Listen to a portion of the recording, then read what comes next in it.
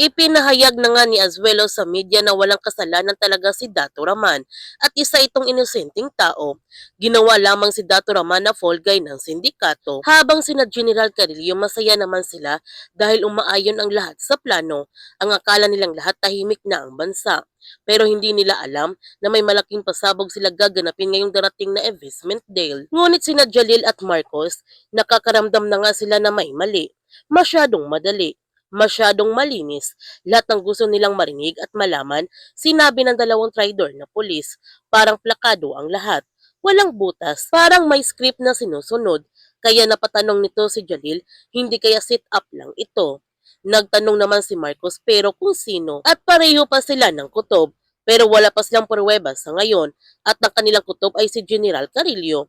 Ang sabi ni Marcos, kung si General Carillo ang nasa likod ng lahat na ito, ibig sabihin, matindi ang kanilang kalaban. Hawak ni General Carillo ang koneksyon at impluensya na buong ahensya.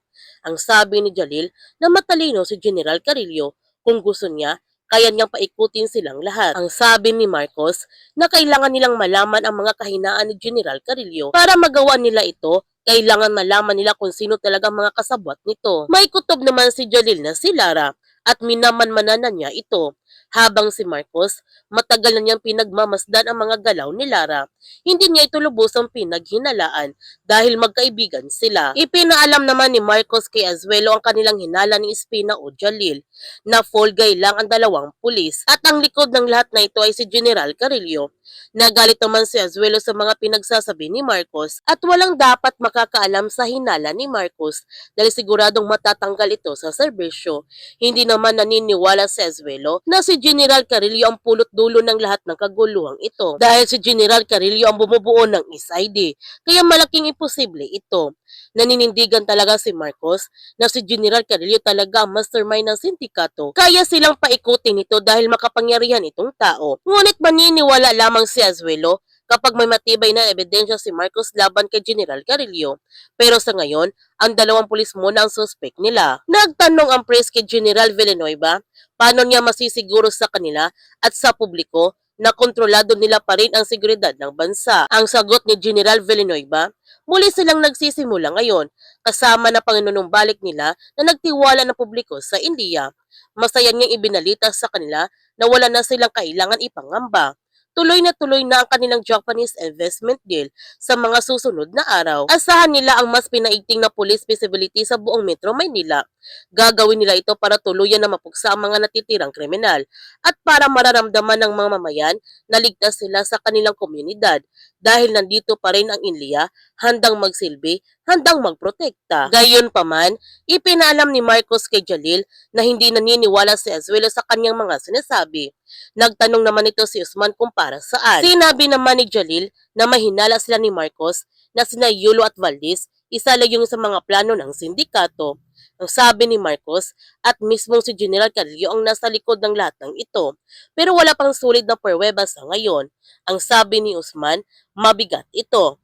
Ang sabi ni Jalil, kaya dapat sila mag-ingat. Tumitindi yung galaw ng mga sindikato.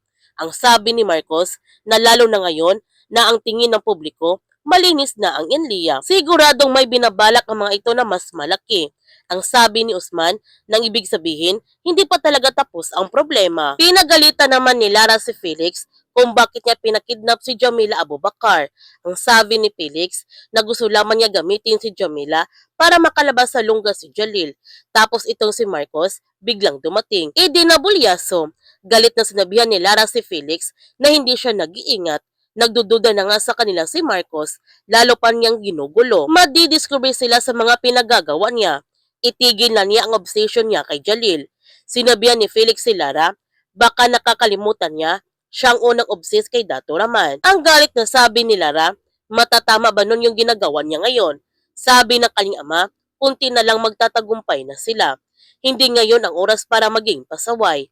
Sinabihan ni Felix si Lara, pero sana sabihin mo na niya sa kanyang sarili ito. Ibinalita na nga na formal nang i-release si Dato Raman ayon kay Mustafa. Malaya na si Dato Raman at malinis na ang kanyang pangalan nito na siyang ikinagalit ng gusto ni Lara dahil hindi pa nagbabayad sa kanya si Dato Raman at pati si Jalil pinatigil na ng mga otoridad ang paghahanap sa kanya na siyang ikinagalit din ni Felix At sobrang masaya naman ito sina Omar at Talhana dahil malaya na sina Jalil at Dato Raman. Nagtanong naman si Marcos kay Jalil na sila ba ang nakakaisip nito. Ginugulo lang ba nila ang mga bagay? Sinabihan ni Jalil si Marcos na siya ang pinakamagaling na investigador dito. Ano bang sinasabi ng instinct niya? Ang sagot ni Marcos, alam niya na niloloko lang sila. Pinapaikot. Pero hanggat wala silang solid na pruweba, walang maniniwala sa kanila. Kaya ito sila ngayon. Hindi pa rin nila alam kung sinong nasa likod nito. Ang sabi ni Jalil, kung totoo nga kanilang hinala, hindi nakamit ang totoong hustisya ng mga namatay sa Islang Damay. Ang sabi ni Marcos, kaya kailangan nilang tapusin ito. Hindi rin siya papayag na mabaliwala ang pagkamatay ng kanyang mga kasamahan. Kaya huwag natin palalapasin ang kapanapanabik ng mga tagpo sa The Blood versus Duty.